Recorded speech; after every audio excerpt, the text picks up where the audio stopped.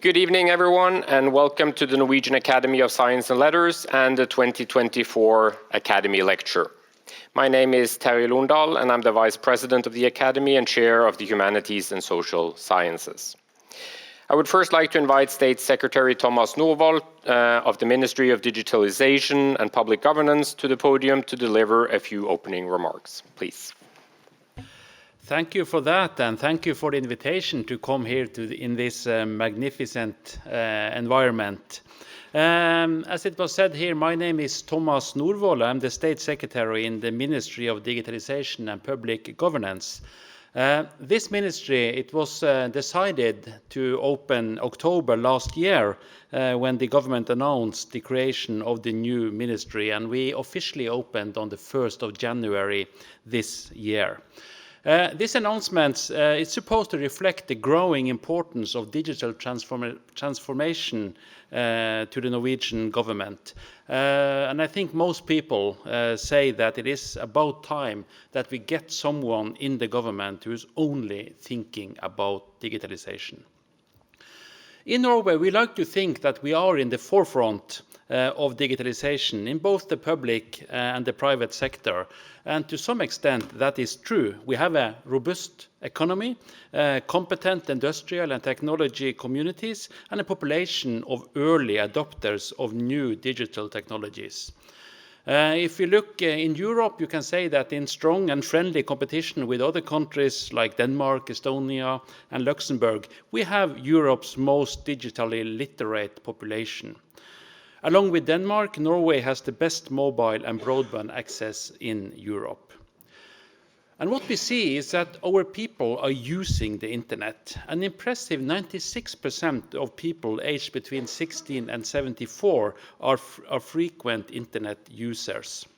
Therefore, many of Norway's public services are already digitalized, and national registers and many public data sets hold a high standard. This summer, the government will launch a new digital strategy for Norway. An important focus area for the strategy is use of new technologies such as AI and how it will influence our society at all levels. Unfortunately, we see that the world is not stopping up while the ministry and the government are working on this brilliant plan that I have responsibility for. Everywhere the issue of AI and digitalization is raised, also here at Videnskaps-Akademi, that is only a good thing. We need everyone to engage and take part in the discussion because this is important. A challenge when we are discussing AI is that we have to be both concerned and enthusiastic at the same time. We have to be concerned about our resources. We need to use less resources. Our current way of living is not sustainable. We are killing our own planet. But we also need to use less money.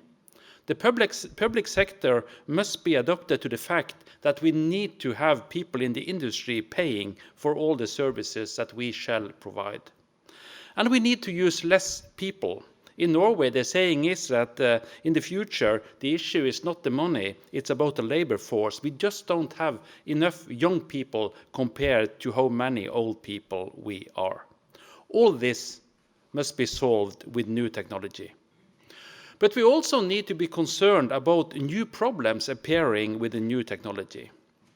In Norway, considerable focus is placed on closing the digital divides. While much progress has been achieved, digital divides persists. A large part of our population cannot or will not use the newest technology. We have to look into GDPR. How can we maintain people's trust in our system and society? How can we make sure that our personal data is not used in a way that can harm us? We have to look into security. The infrastructure must be reliable and safe. We have to secure that our systems cannot be hacked, compromised, or used for purposes that can undermine our values. We know that foreign powers are using AI to weaken our democracy. We have to build a strong defense together against this. All this we have to do together with others.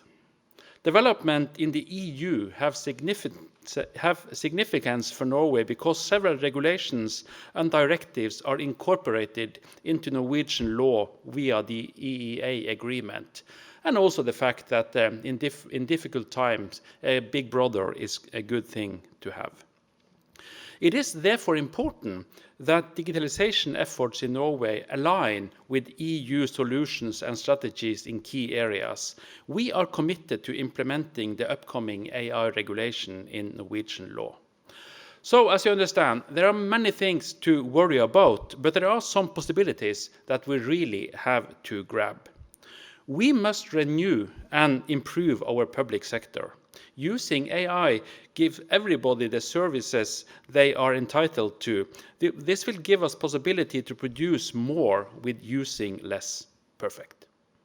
Introducing Norwegian language models in AI can revolutionize teaching, public services, and not least open the use of technology to new groups in the society.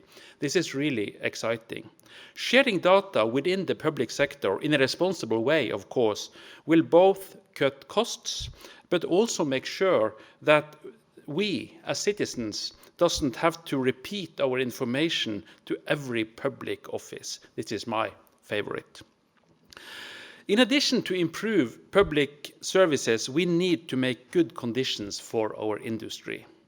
The Confederation of Norwegian Enterprises, NHO, they have analyzed the benefits, opportunities, and barriers of artificial intelligence in Norway. The analysis suggested that increased use of AI can create added value to the economy as high as 5.6 billion Norwegian crowns in the years to come. Norway's landmark white paper on data as a resource from 2021 sets out the immense potential for value creation in both the public and private sectors, resulting from increased sharing of and innovation with data. One of the ways that the government is meeting these possibilities is that we have dedicated 1 billion Norwegian krone to AI research over the next 5 years. All these things shows us that there is a huge room for our industry to take. The value chain in AI is not doomed to exist only in the US or even worse in China. There are great possibilities also in Norway and Europe if we dare to take them. So to conclude, this is going to be very exciting. There are many things that can go wrong. There are many things we can achieve. We all need each other to prevail. Good luck with this important seminar, and thank you. Thank you very much. The Academy Lecture in the Humanities and Social Sciences was established in 2009.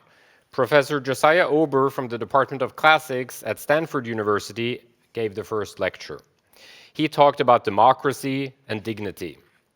Since then, the lecture has been a yearly event, and we've had people from all over the world giving the lecture. The annual lecture was established in the aftermath of the establishment of the Abel Prize and the Kavli Prizes here at the Academy. The purpose of the lecture was to solidify the importance and relevance of humanities and social sciences within the Academy. I believe it has fulfilled this purpose, and it has showcased the fundamental importance of these subjects to a broader audience. This year, we have been extremely lucky to get Professor Helen Margetts as our speaker. Helen Margetts is a professor of society and the internet at the University of Oxford and a professorial fellow at Mansfield College. She is based in a multidisciplinary department at the Oxford Internet Institute, where she was the director from 2011 to 2018. From 2018, she has been the director of the Alan Turing Institute's Public Policy Program, which develops data science and AI to improve government and policy making. Her research focuses on the relationship between technology, government, and public policy. She is the author of numerous papers and books, most recently Political Turbulence with Princeton University Press. 2 more books are in the works, how democracy can work in a digital world, and the third wave of digital era governance, the data-intensive digital state. Tonight, she will talk about this latter topic. The title of the talk is The Digital Data-Intensive State, Bringing Data Science and Artificial Intelligence to the Heart of Government. Please, Helen. So thank you so much for inviting me. And as Terje said, I am going to talk to this topic. And in fact, I have in fact been working on the topics that the Minister was talking about for 25 to 30 years, really the whole of my academic career. And that is summed up in these books, two of them, as Terje said, not yet written. I don't want to jinx them by putting the name on. But over this period that they represent is kind of the whole of the relationship between government and successive generations of digital technology. This first book here, Information Technology in Government, Britain and America, is based on my PhD, which was about those elderly computer systems, those legacy computer systems before the internet came along, which we like to think we don't have anymore, but in places like the UK, the US, and more places than would care to admit it, those legacy systems, those elderly systems still exist. Then, of course, came the internet and digital platforms of all kinds, and that's when myself and Patrick Dunleavy, my co-author from LSE, wrote the book Digital Era Governance. And finally, not finally, but after that, there were social media platforms which had a much more profound effect on society than government, and that's what that book, Political Turbulence, is about.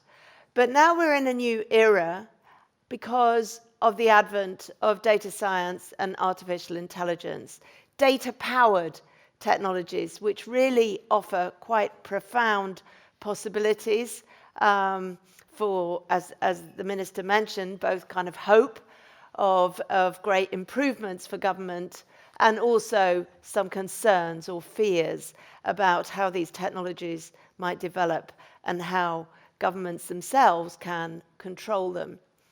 During that period, during my whole career, as I'm sure is the case for many of you, I have also tried hard to come outside the academy as well as being inside it, to actually try and make some practical difference. That was the case with this series of National Audit Office reports looking at successive generations of government on the internet, this idea of government being able to communicate with people via the internet and to provide services via the internet. More recently, I have worked at the Alan Turing Institute for Data Science and Artificial Intelligence, where we try and help government make the most of the latest generation of technology. So I will talk a little bit about the history of digital government. Then I will talk about that more practical endeavor in the Alan Turing Institute, where we've been trying to make the most of these technologies for government and the public sector. And then at the end, I will talk about our new model of digital era governance, which tries to capture what those technologies mean for the structure, for the administrative logic of government going forward into the future. And the first thing I should say is that government hasn't always had the easiest time with technology. For countries like the US and the UK, where technologies entered government right back in the 1950s, these governments used to be leaders and innovators with technology.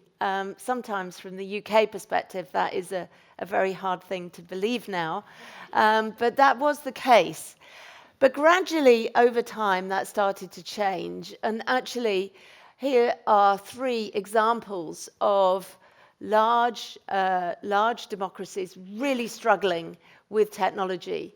There is healthcare.gov, which was President Obama's flagship program for his administration, the delivery of affordable healthcare to millions of Americans who didn't have health insurance.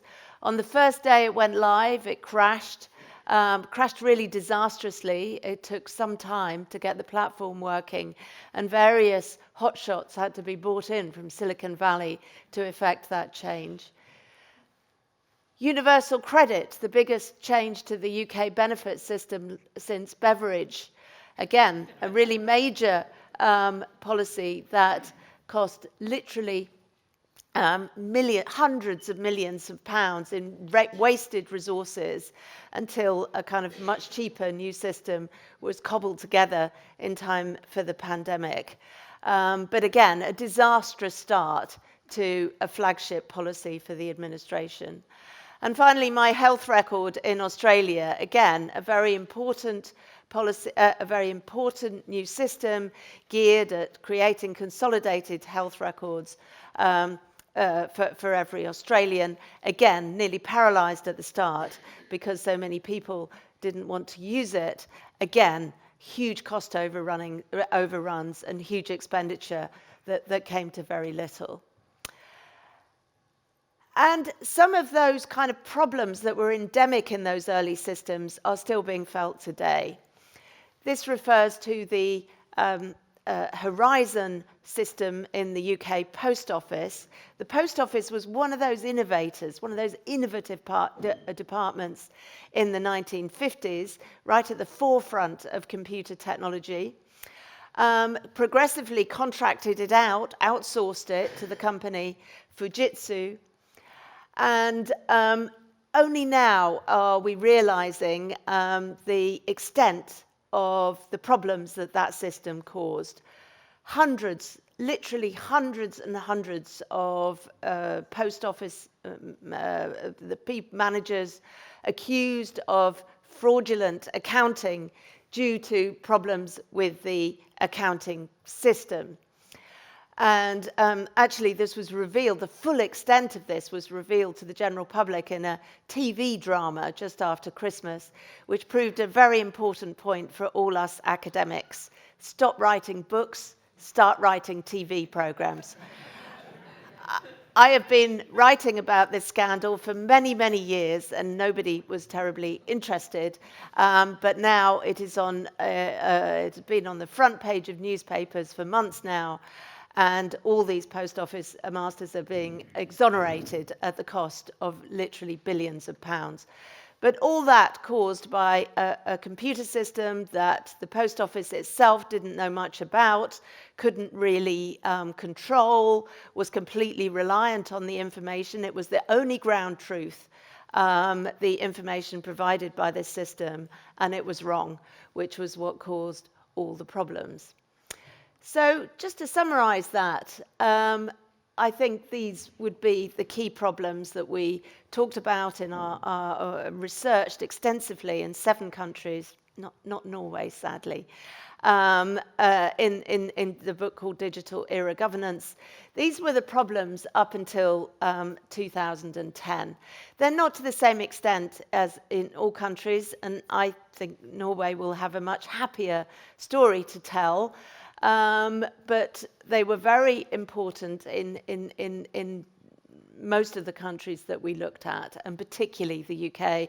Indeed, I used to say to my students, a very international cohort of students, when I worked at UCL, I used to say to them, if you're interested in computer system disasters, you've come to the #1 country. You will really get some good examples here.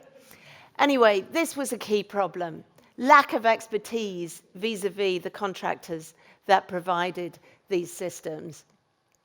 Far greater expertise in the companies which were building custom-built, bespoke systems that they controlled, developed, understood, and government was merely watching, lacking the expertise to really monitor what was going on.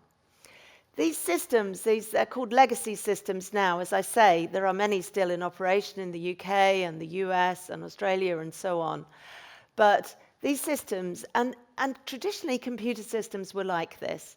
They yielded no usable data. Why? Because they were based on traditional bureaucracy. If you think of classic Weberian bureaucracy based on the files, those files, they're very useful for looking things up, but they don't yield data you can actually use to do anything or to make policy better. And because bureaucracies were quite often computerized to rather replicate that filing system, that meant that the systems that resulted generated no usable data either. So that was something to come back to. Cultural barriers amplified by past IT disasters. Think of yourself, an ambitious public sector manager wanting to make it all the way to the top, to permanent secretary or whatever. Do you want to become involved in a large-scale computer technology project? You do not. And they didn't. So there were examples of budgets not being spent because nobody wanted to be there. And finally, a sort of public sector exceptionalism. We all think of the public sector as special. I mean, I do. That's why I do what I do at the Turing. But there was a kind of refusal to accept technological change. A sort of, when we wrote those National Audit Office reports I showed you images of, we went round talking to civil servants who explained to us why the internet was really not relevant for government. Indeed, we had a letter from the controller, from the head of the civil service at the time when we suggested doing the report, to say, very interesting area, but a very fast-moving area. I think we should wait until it settles down. It hasn't really settled down. But that has had a big impact on government's capacity to modernize, the willingness to accept that these technologies can be relevant to people, to the public sector. So that was up until 2010, and that is about the time we started to hear all about data, data science, big data, and ultimately artificial intelligence. And that's what everyone's talking about now. I should point out that when I wrote that PhD back at the very end of the 1990s, that was quite a sad and lonely thing to do. Nobody was interested in it. Government wasn't interested. They were trying to pretend it was nothing to do with them and to contract it out as much as possible. And the Academy wasn't interested. Nobody was interested.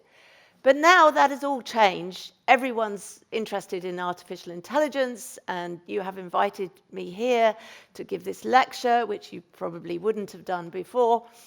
And you can see now in the UK in particular, this huge interest in artificial intelligence. And that's great, really. That really is good, not just because you come to the lecture, but because government is really thinking about this, and that is a big change from before. I'm going to take a tiny diversion now just to think about what is artificial intelligence. I'm sure you all here know what is artificial intelligence, but I just want to say a couple of things about its public image.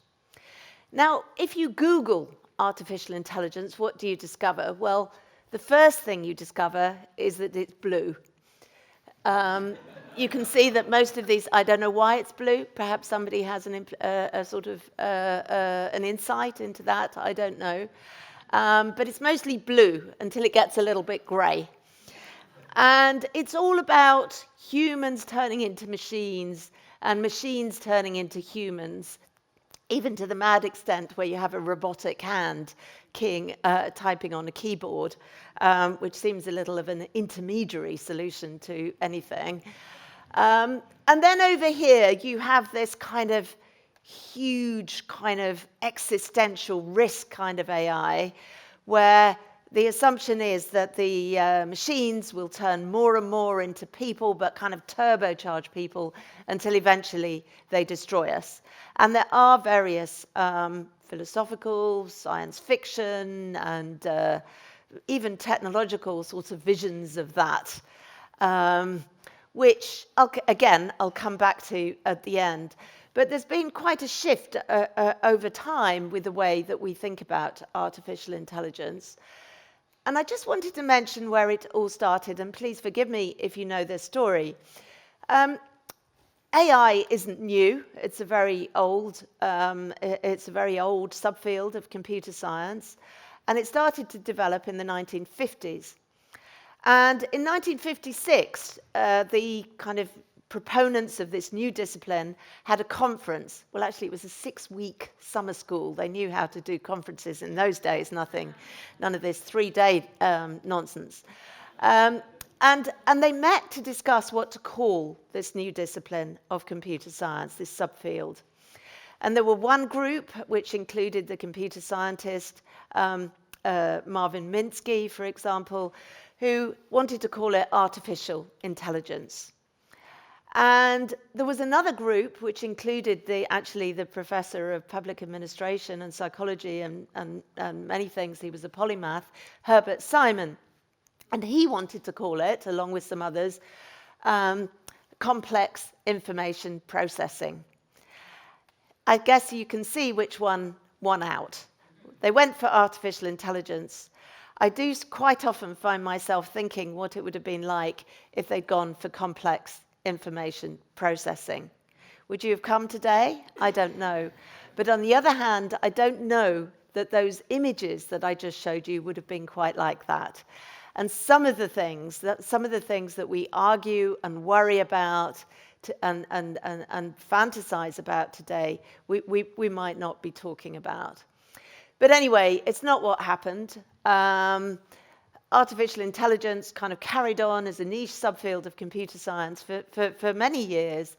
And then along came big data, data science, machine learning, again, an old statistical method, the workhorse of artificial intelligence, was radically kind of turbocharged by all the new sources of data that became available in the digital world, in the internet world.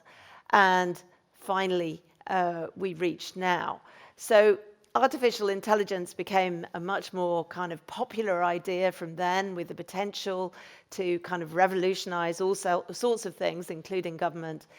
Then in the 2020s, of course, we had large language models, again, something that had been around for a long time, but brought through the interface, ChatGPT, brought the public directly into contact with AI. And that was an important moment. It was a bit of a sad moment for those of us who work on AI, because from being this kind of catch-all phrase for absolutely everything, AI became for a while to mean anything, even regression. It narrowed right in until it only meant ChatGPT. And now I think we're beginning to calm down a bit. So it really refers to, it's become a sort of catch-all phrase. But I like the phrase data intensive or data driven, because I don't think it matters so much what you call it. The technologies that are driven by data do have distinctive implications, which I think it's important to think about when it comes to government. But of course, there are other aspects of the kind of existential risk of AI, which I come to at the end. So because there was such big interest in artificial intelligence, when the Alan Turing Institute was set up in the UK, it was a rather unusually innovative thing for the UK government to do, to set up a national institute, originally for data science, actually, but then there was some report that said we should have AI as well. So, of course, we're not stupid. As I'm sure many of you know, AI is where the money is. They set up the National Institute in about 2015, and I was involved in the very early days. I'm a political scientist, but my first degree is in mathematics, and I've always been really interested in the possibility of different sorts of data for social science. I think social science has often kind of lacked data to be able to develop our theories and methodologies, and I was excited by the whole kind of data science revolution. And I was excited because, for another reason as well, because government, the story I'd been telling for so many years about government and technology was in many ways rather a depressing one. It was a story of problems and unrealized hopes of increased productivity and so on. And I wanted to help government to have a better time with the latest generation of technologies than perhaps it had had with earlier ones. So I went to the leadership of the Turing and said, why don't we have a bit of the National Institute that is dedicated to the public sector? Most AI is developed by and for the private sector. Let's have part of the National Institute that's dedicated at government and the public sector.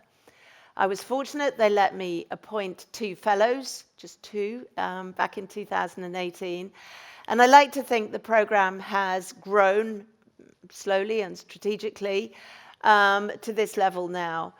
And there are some facts and figures, but I think there's 2 things that I'm particularly proud of. One, that is we have worked with over 100 public sector organizations, local, national, and international. And also that we're completely multidisciplinary. We have researchers trained in economics, computer science, mathematics, neuroscience, engineering, all those disciplines and more. And I do think that is something that you need to understand the relationship between artificial intelligence and government, and also to improve it. I think that's really important.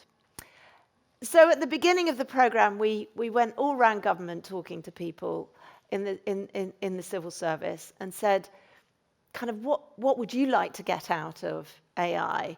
What stops you using AI? What would you like to be able to do? What kind of wicked problems could these technologies help you to solve?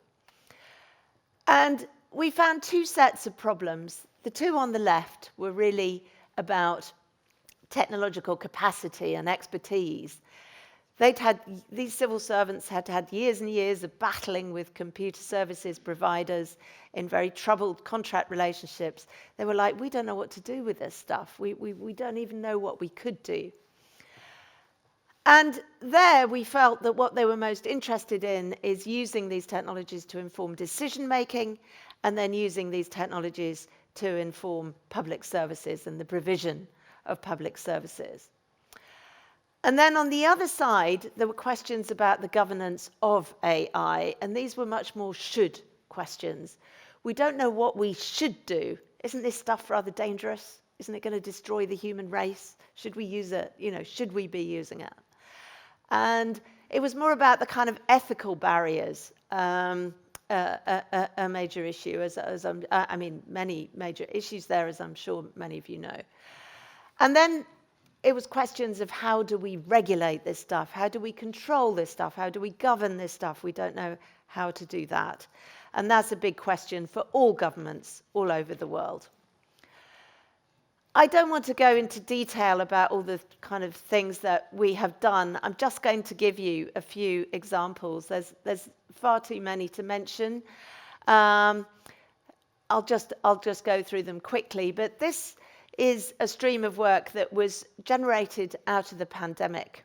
In the pandemic, there was lots of modeling, lots of images of graphs on television. It was suddenly that bit hip to be a data scientist, which I hadn't been before. And so you would have thought we would have been happy, but we didn't feel really happy. And of course, I don't know how it was in Norway, but in the UK, and the US, nearly all the modeling was health modeling. It was about the spread of the disease and what the future would likely to be of the disease, and it was very much around health. There was some modelling of the economy, but policy interventions were being made almost as if with no idea of what the consequences would be. The kind of non-pharmaceutical interventions which lots of governments went in for during the pandemic had never been, there's not much research on that. And we didn't really know what would happen when we closed schools or we introduced furlough schemes. And we didn't have the kind of models that would have captured, there were after all very complex interrelationships between the economy and the state of the disease. Of course, some countries like the UK and many countries in Europe locked down very, very firmly and closed the economy. And of course, that had an effect on the economy.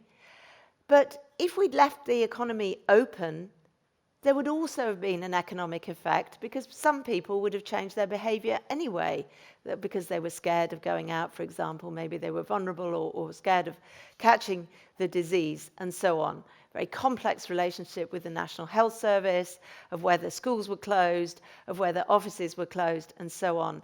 Those complex interactions can be captured in models which could be really useful for designing policy interventions.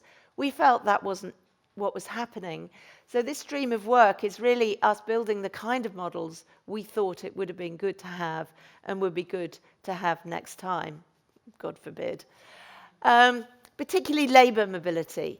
We are working with the Department of Business and Trade to design the kind of models of labour flow networks that would allow you to design a furlough scheme that took account of changes to the labour market and changes in skills and so on. Public services, that is always an area where we hope that digital technologies are going to have potentially transformative effects. And again, there's a lot of hope for data science and AI in terms of, in particular, improving productivity. We all hope that we're going to be able to do more or less. Of course, more for less. Of course, in many governments, we've been talking about public sector productivity and technology for a very long time. This was the current topic when I was writing my own PhD, and it's still the topic now. How can technology, why is it that we don't seem to get the public sector productivity improvements that we dream of? Here, we think that there really is possibility to kind of achieve that now. Because after all, every public sector transaction is based on some kind of decision about whether to allow somebody to do something or have something, like a benefit or a license or a permit or a passport or asylum. It's about making decisions whether people can have something. And in the past, when we've thought about automation, we've sort of thought about automating the whole transaction, which might not be a very cost-effective thing to do. But each one of those decisions is made up of lots of little micro decisions, like how to take the text out of, how to take a body of text and take out the salient points, how to check a document against maybe a photograph or another document or some record that the government holds.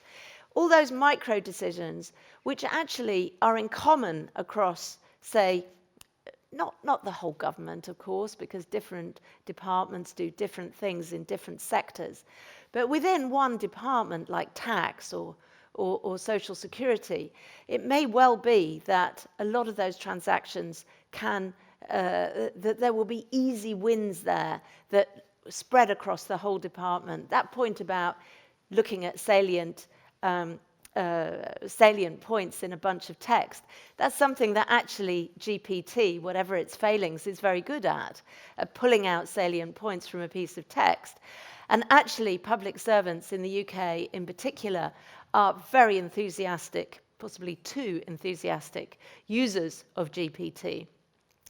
So there really are a lot of quick wins in productivity that we haven't really had the ability to tackle before.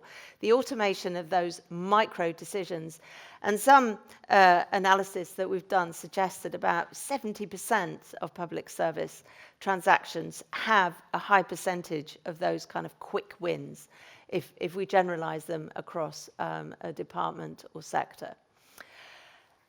So there are a lot of opportunities for public services, and the public service is really excited about using them. Public service agencies are really engaged with this. If you want to get a really big group of senior civil servants into a room in the UK, I don't know how it is here, talk about public sector productivity and AI, and you've done it. We have hundreds of people hundreds of high-level civil servants on webinars when we talk about this.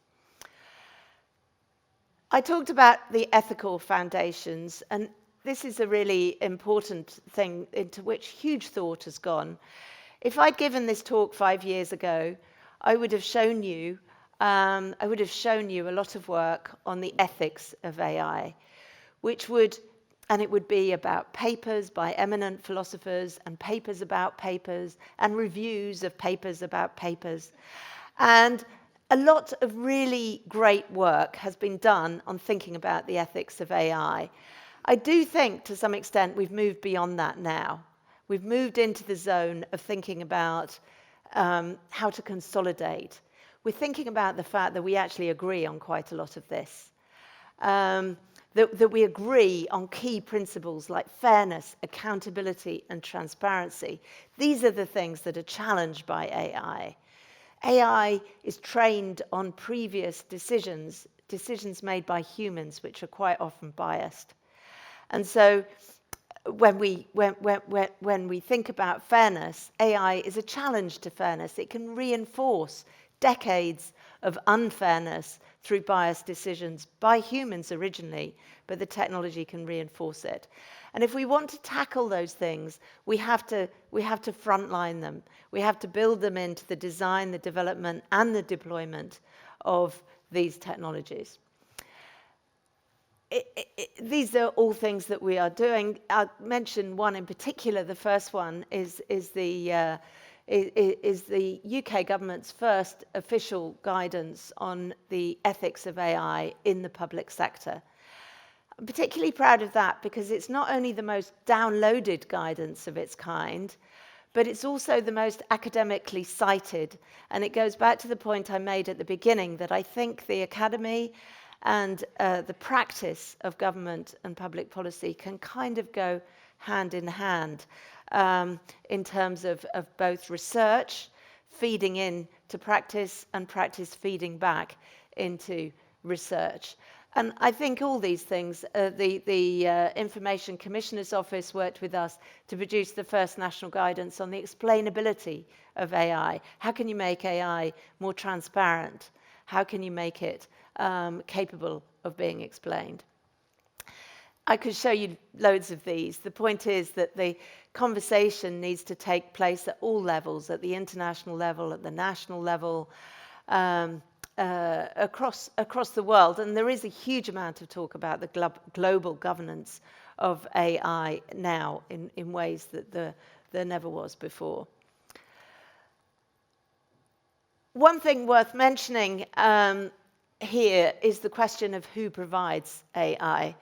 There is an extremely concerning lack of gender diversity, in particular in the development of AI.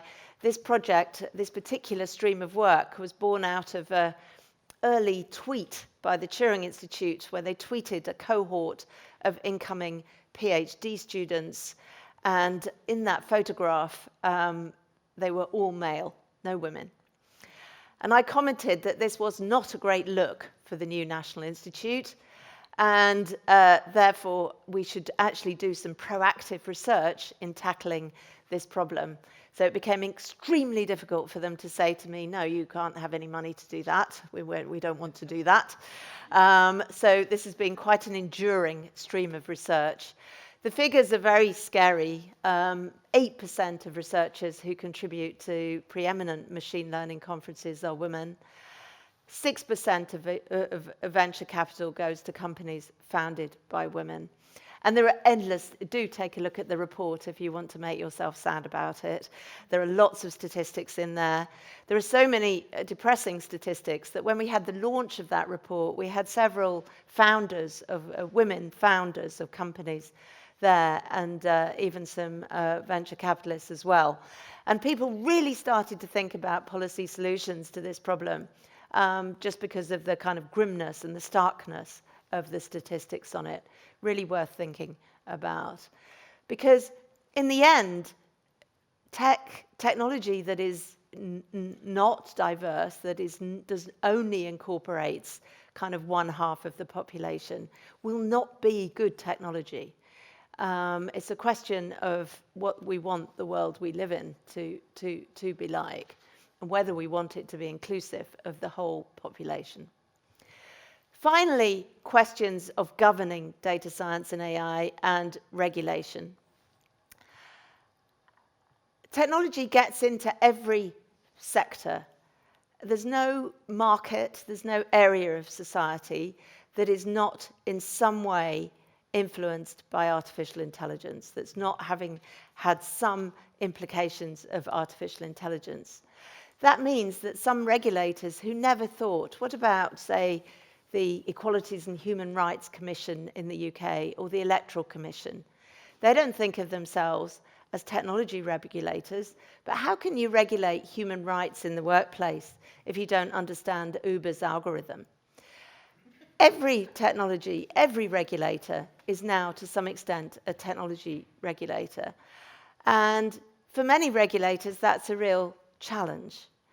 Because,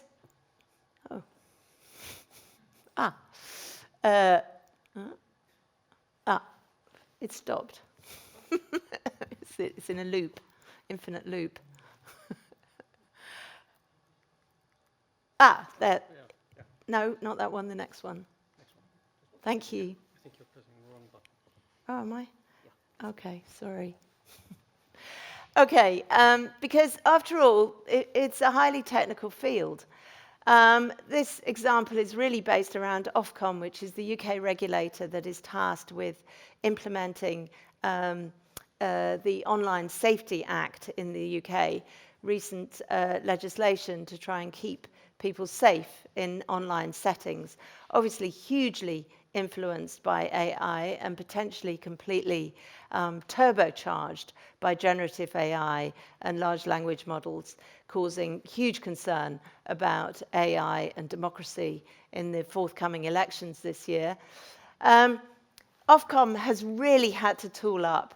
It's now got hundreds of data scientists, and is a really impressive example of how a regulator can become a really kind of AI-powered organization. Because in the end, you can only really regulate AI by using AI. There's not really any other way to do it. And we work with Ofcom a lot, and also with the Department for Science, Innovation and Technology.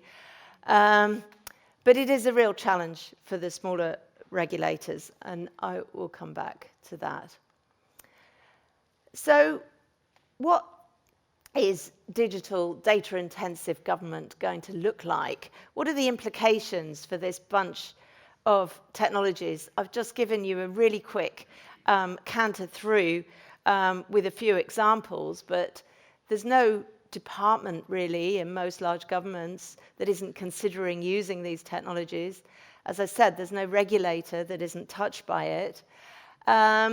This has implications for the whole of government, not just individual sectors. It's not like, I don't know, nuclear technology, for example, which affects government in quite specific ways. This has implications for almost every part of government. And so I want to make a couple of points about that, which we've really learned after 5 years of thinking about this. One of them is that it's a horizontal technology. As I said, it affects every regulator, every market, every area of society. That means we have to think about it in a horizontal way, as I've just said. We also have to think of it in a vertical way, though, because the implications in different sectors are quite distinct. There's criminal justice over there, where the absolute worst problems of data-driven bias have come, because most criminal justice data tends to be biased. It tends to be biased against the groups of people who are very statistically well represented in criminal groups. It tends to develop bias in that way. At the same time, perhaps it's one of the areas where you are most likely to get productivity gains. It's probably the ripest area for that. And in fact, there's been a lot of, success is a strong word, but in the UK Passport Office, for example, they've drastically speeded up the rate at which they produce passports. And for every sector, education in particular, you will hear a lot of talk in the coming years about the possibility for personalised education, for being able to deliver an education tailored to the needs and the past performance of every child. The realisation is always a bit of time to catch up. But these are specific benefits to the education field, and it's true in every field that you look at. And anything you do with AI has to take account of this kind of dualistic nature of artificial intelligence. So here are, in a really ruthless summary, the EU and the UK approaches to AI regulation. On the one hand, you have the EU effect with the new EU AI Act, rules-based, new legislation specifically aimed at AI as a whole, and horizontal, applying to the whole, to all sectors. And then you have the UK principles-based approach, i.e. no rules, no new legislation, and a sector-specific approach. So saying that the regulations that stand in a given sector may need to be adapted to artificial intelligence, and that should be done on a sectoral basis. This is basically a massive way of not actually spending any money. But I mean, you know, that's facetious. I mean, I do think that there are strong points there. Precisely because of this dualistic nature of the technology. It's horizontal and it's vertical. And actually, I was speaking at an event in the European Parliament a few weeks ago. And indeed, we were discussing the very point that you need both. And although that we see these approaches to AI regulation very distinctly right now, in the end, we will see some kind of convergence. As on this side, we know that we need that we need to do things across all sectors, and over here, as they realise the distinct needs in individual sectors. And there's quite a lot of consensus on that discussion, which if you are a UK citizen who experienced Brexit, that makes you very happy, that you should be able to discuss things in this way. But one of the key things that I wanted to mention there is this report that we wrote for the Department of Science, Innovation and Technology. We wrote it a few years ago now, and don't look at it, it's already out of date. But the title is really important. This idea of common capacity, of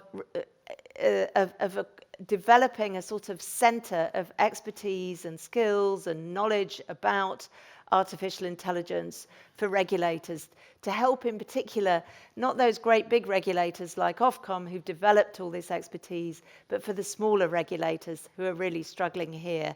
And actually, this report was mentioned in the UK government white paper and in the consultation after the response, this sort of recognition of the need for horizontal capacity. So you're already being able to see some recognition of the need for some sort of convergence.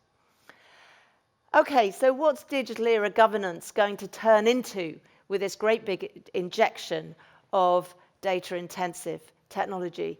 What's going to happen? So this over here, that little article, is the third wave of digital era governance. It's called Data Science, Artificial Intelligence, and the third wave of digital era governance, updating the model that was the basis of this digital era governance book in the 2000s.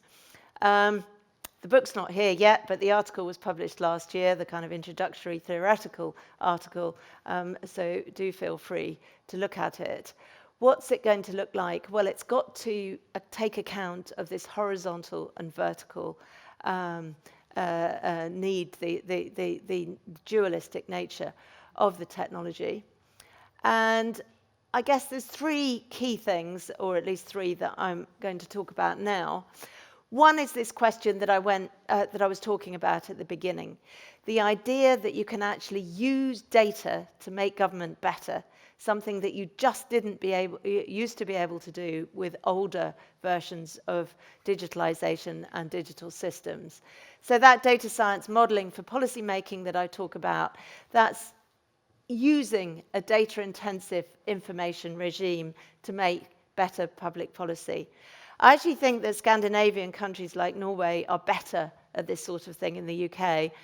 It's hard to describe the kind of distressing paucity of data in the earlier digital regime in countries like the UK. But there really are treasure troves of data in government, and now we have the possibility to use them to improve the public sector. Administrative holism. Here we're talking about at the horizontal level.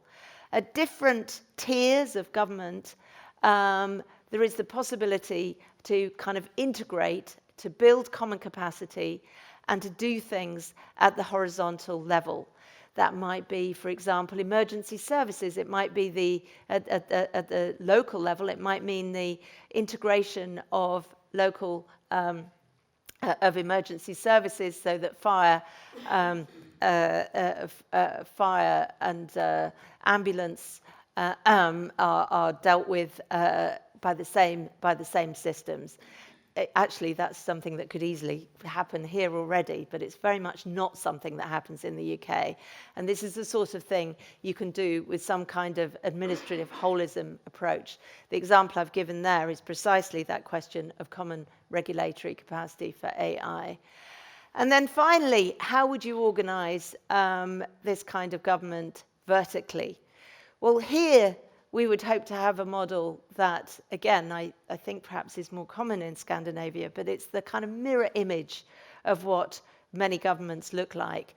And that is having data pooled at the center of a vertical sector or department, and feeding the devolved local part of that department with data. So take an example, education. There's a vertical sector. You can't do machine learning in a school, not really. There's not enough data to be able to get real insight by running machine learning algorithms in one school. But if you can pool all the data to the center to create this kind of intelligence center, then you can use the data from all the schools to get some kind of insight about education and how it's performing and how it might perform and what you need to do in the future to make it better. The public service, the education, the school is happening on the ground. It's generating data which is fed to the center, and that central data allows better service at the devolved level, at the level of the school. And that analogy goes right across all vertical sectors. And that, we think, is how you would get the productivity gains that I talked about before. It's also the case for robotic developments. This is another theme of the book, the idea that robotic developments are spreading right across the public sector. But they're not going to be horizontal. You're not going to start, well, you might use the odd drone for some delivery services or the conveying of products in the health service. But the kind of drones you need in the health service are unlikely to be the same as the ones you need on the battlefield. And there is huge use of robotics in today's battlefield, as we all know. So those are the kind of things that you would hope would be developed in a vertical setting. So that's what we think digital data-intensive government would, or at least could, look like, and it would need quite a lot of change to capitalize on these possibilities. And every way that we think about these technologies needs this kind of interplay between the horizontal and the vertical. There you saw those two horizontal reports about explainability and the ethics of artificial intelligence that I mentioned earlier. That we were originally working on an ethical framework for the use of AI in the criminal justice system. That's where we started 5 years ago. Then we were asked to write this report, so we jumped off there and produced this report. But we ended up going back to criminal justice to carry on. There needs to be a complex, a sensitive interplay between the horizontal and the vertical. Another thing that this form of government will need is I think, is the kind of multidisciplinary research that I'm talking about here, that really questions the orthodoxy of technology, which after all was built for the private sector. This is an article, it's only tiny, by Ben MacArthur, who's a mathematical biologist, my colleague Cosmina Dorobantu, who's an economist, and myself. And this comes back to that modeling during the pandemic. We wanted to think about what kind of data science reform should happen in the general sense to be able to get the kind of models we think would have been useful at that time. And one of the things we ended up writing here, which was after many, many months of discussion from a very kind of quite a challenging multidisciplinary perspective, because all our disciplines had very different perspectives on the topic, was this question of of the relationship between humans and technology. Usually when we talk about AI, we are talking about kind of getting the AI to turbocharge something that humans can do, like walking without falling over, although not in my case, clearly, or any of the things, driving a car, or any of the things that we talk about kind of AI as being good for, and then kind of getting rid of the humans. So the traditional way to think about productivity savings is to think of it like that, to kind of get the autonomous vehicle to do what humans do, and then you can get rid of the human and just have a driverless car. But what if we thought about the technology to do things that humans are really bad at? There's lots of things we're really bad at. We're really bad at taking more than one source of large-scale data and getting insight from it, which is the point I was making about modeling in the pandemic. Taking a whole tranche of economic data and health data and perhaps another source of data and getting insight. That's really hard, and humans have never, well, social science anyway, has never been great at that. What about if that's what we concentrated on? So I think there's a lot of things that if we could stop this kind of complete focus on machines replacing humans and think about how machines can kind of help humans to do things they've never done before, that we might see a lot of exciting possibilities. I've made this point before, but every single report that I've showed you, or even every piece of code or model or the more technical parts, which I've talked less about, is accompanied by some kind of academic output. And I do think that if we want to learn about this sort of government, we need to do that in the same way that we've always done in public administration, but in a multidisciplinary way, so that we can really learn what this relationship with government and technology could look like. And finally, I'll go back to my original problem. At the beginning, I showed you this kind of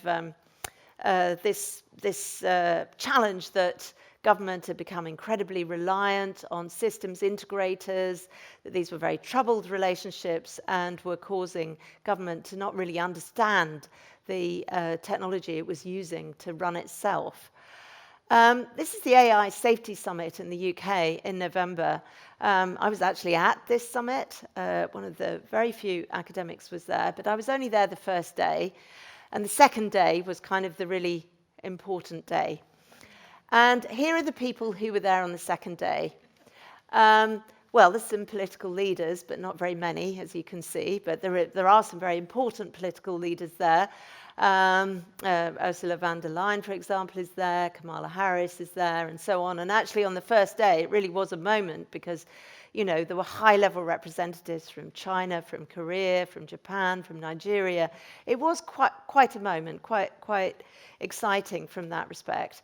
But here we've just got a few political leaders, and then we've got quite a lot of people who you will either know who they are or not know who they are, depending on how much you mingle with Silicon Valley.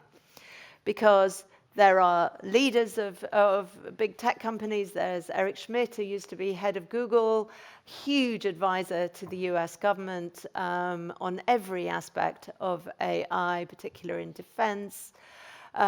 You've got the CEO of Microsoft, you've got Elon Musk, you've got James Manyika also from Google, and then there's a few shady characters who even I'm not quite sure who they are. But you have to think about that. The systems integrators do have less power now. There's all sorts of research that shows that governments have to they have to do more themselves to be able to manage these technologies, and there's far less reliance on systems integrators. But there's much greater reliance at all levels on these figures from Silicon Valley. And when we see governmental trends and public administration trends or trends in accounting systems or whatever going forward, these trends could well be are likely to be driven by Silicon Valley. So it's an important point to make. And I'll just end with this. I talked about existential risk from AI at the beginning. I haven't talked very much about it here. Of course, we should research the possibility of those things. But I also follow the words of Alan Turing. We can only see a short distance ahead, but we can see plenty there that needs to be done. And I think that's true. Thank you for listening.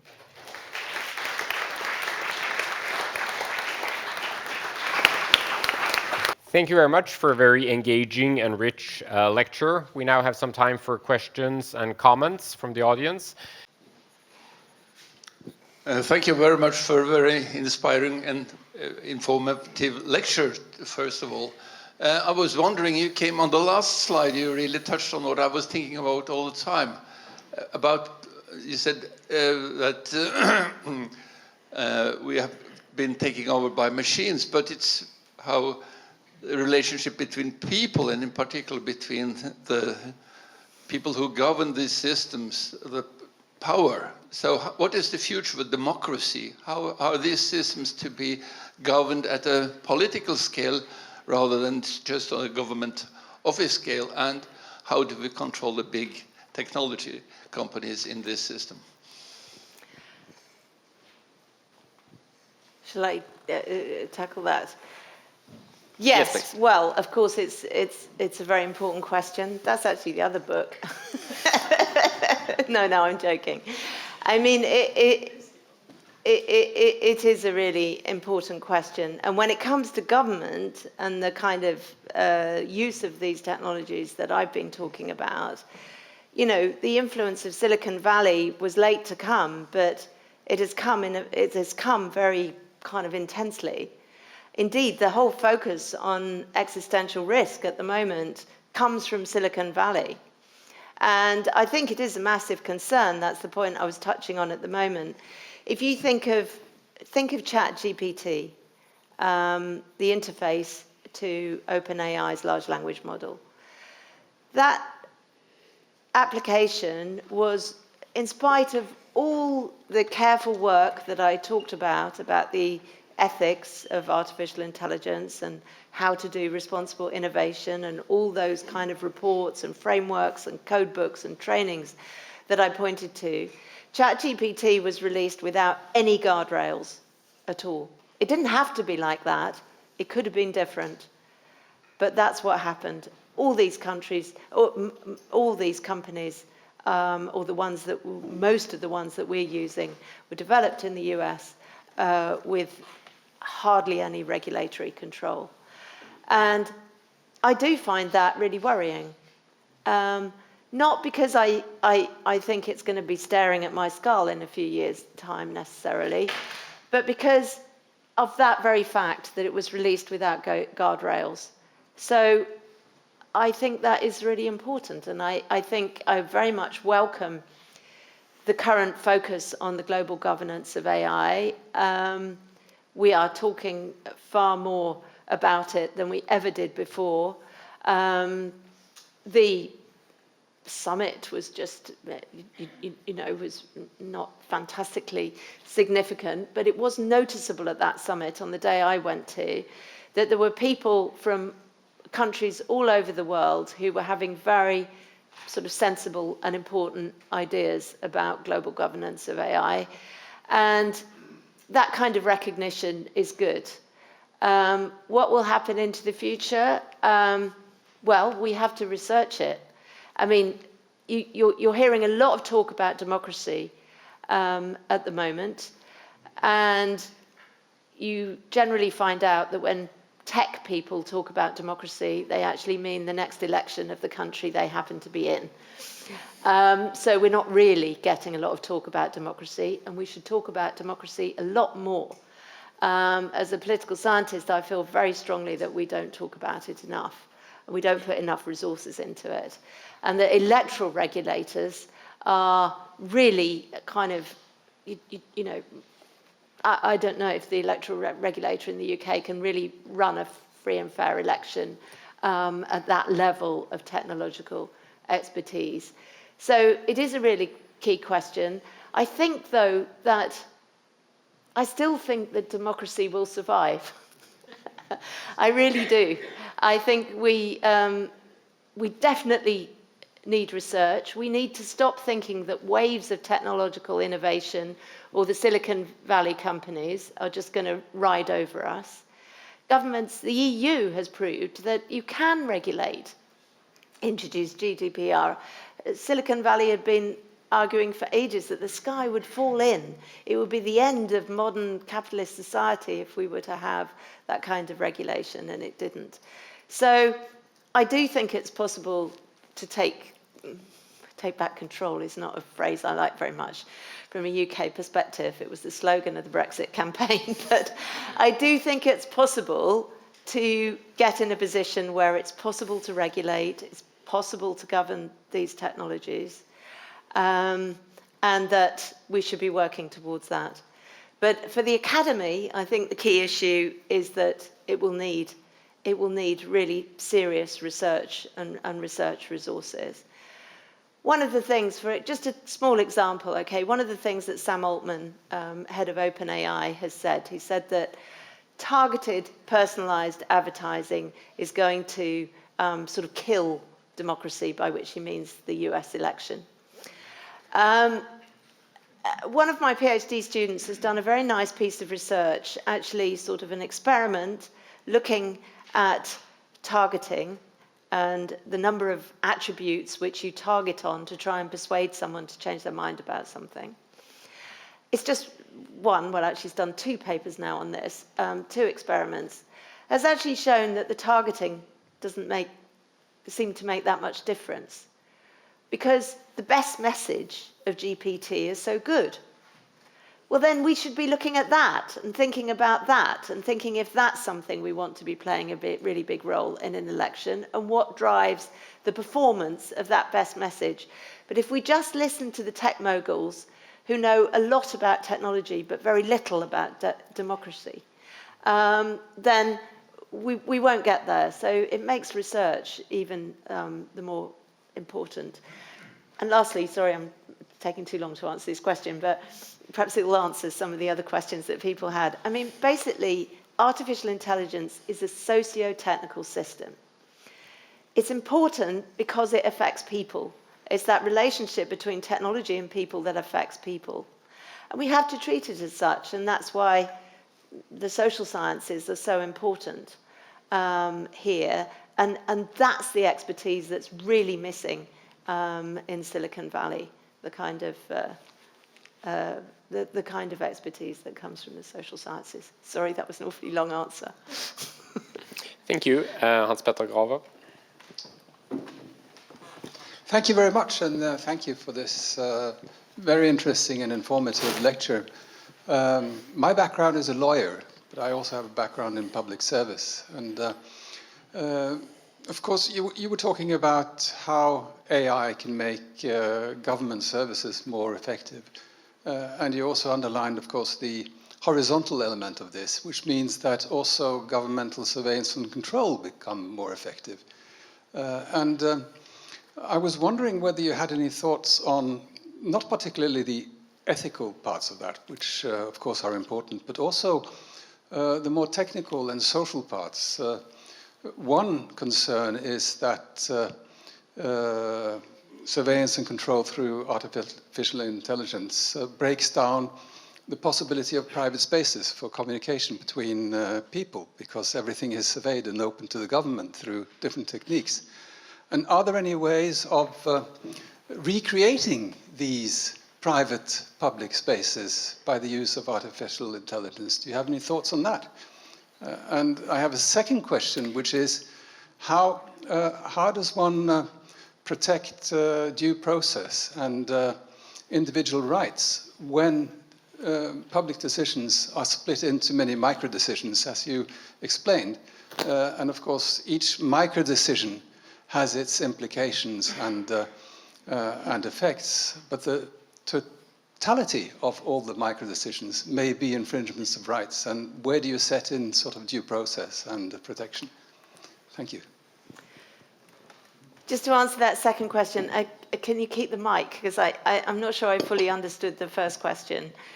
Just with respect to the second question, I'm at no point saying here that you just leave it all to the AI.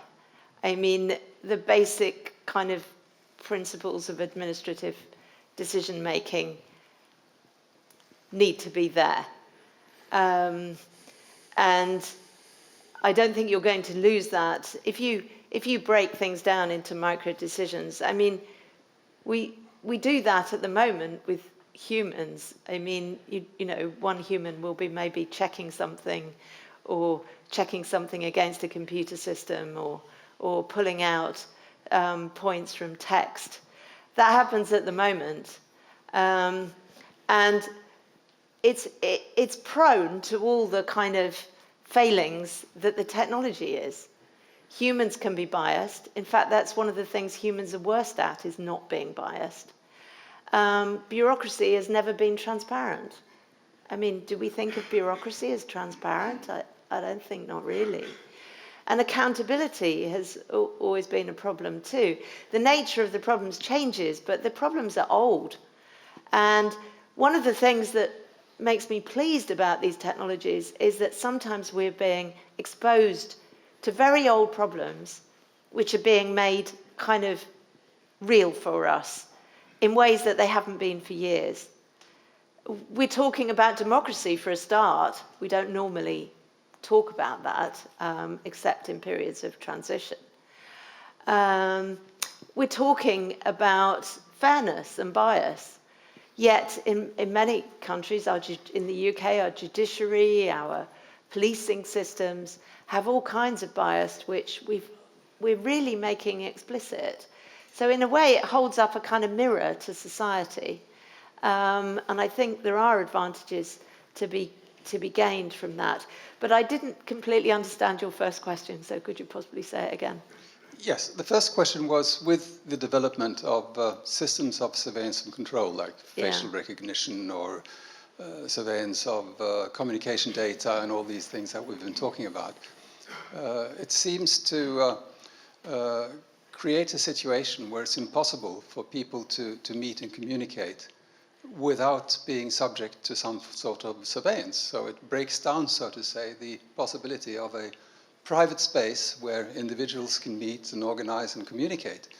And are there any ways to counter this, to rebuild these spaces? I know you mentioned the GDPR, which is, of course, one way that the EU is tackling one part of that problem. But the GDPR, as we know, is creating a huge bureaucracy and a complex of rules, so it doesn't seem to be the right answer to even more complex problems.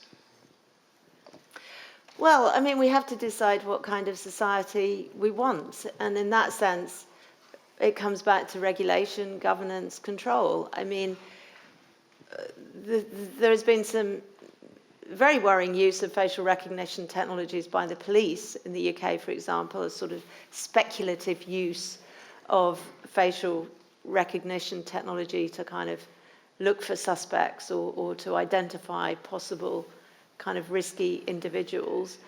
And I think that sort of use of these technologies should be prohibited. But that's a democratic decision. That's us making a decision about what society we want to live in. It's completely true that some countries have used these technologies to make terrifying decisions. The system of social credit control in China. Many authoritarian states are using, they're not using AI, but sort of surveillance of digital spaces to make terrifying decisions. Belarus, for example, and lots of states like Belarus. But it's not something that just happens again. It's this idea that it's kind of washing over us and it's going to happen without us realizing. I mean, it may do, because there is widespread misunderstanding of these technologies, and there has been in the past. But it's like with CCTV cameras, and there is very specific regulation of how they are used. But it is a question of being alert to that and having a. It's not something you can do and then stop. I mean, you know, it has to be a continual process of governance, of regulation, of standards. One of the things we have in the program I run is the UK AI Standards Hub. You know, there are all sorts of ways of controlling these technologies, but you have to prioritize it. It doesn't just happen, and it certainly won't kind of come from Silicon Valley. Thank you. Even Østerud.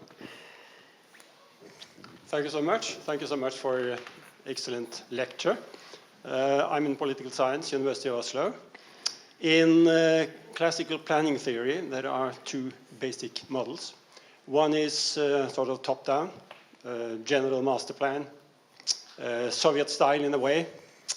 And the other is more sort of bottom-up, piecemeal, learning by doing.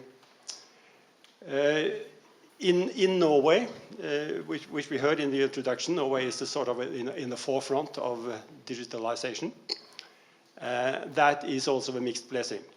There has been a lot of digital disasters also in Norway. Well, after 2010, there has been in the health sector, there has been in defense.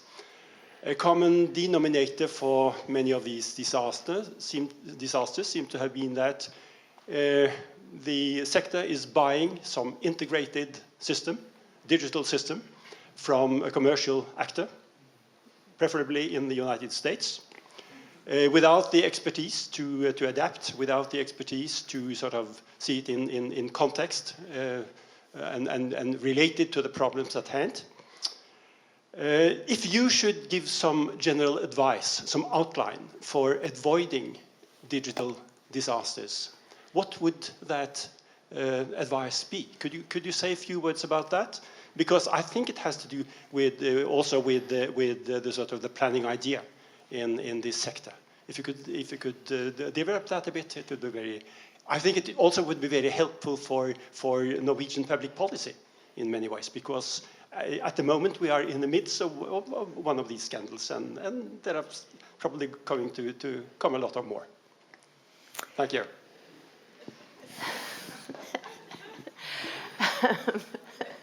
I might need to know a bit more before I tackle outstanding problems in the Norwegian public sector. I think it comes back to this point about expertise. I mean, you know, why everything went so wrong in the UK with the systems I was talking about at the beginning was that they were seen as something you could just buy. You could buy and you could keep away from it. You didn't have to have a sort of relationship with the company that was making it.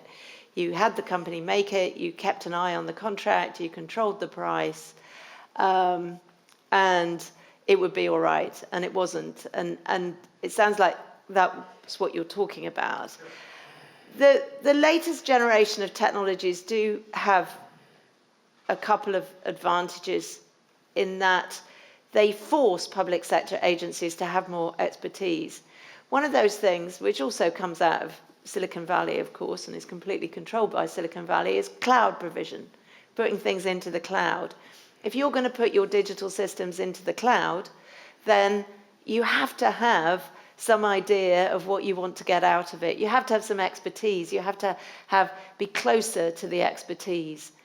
And there is other research, so cloud provision is sort of pulling public sector agencies a little bit closer to having control over not control, that's the wrong word, but having the sort of expertise to manage the technology and manage the relationship. The same is true in the US with AI. For example, there was a very good report, and it's 2020 now, so it's a little bit old, but it was the early days of machine learning in the US federal government.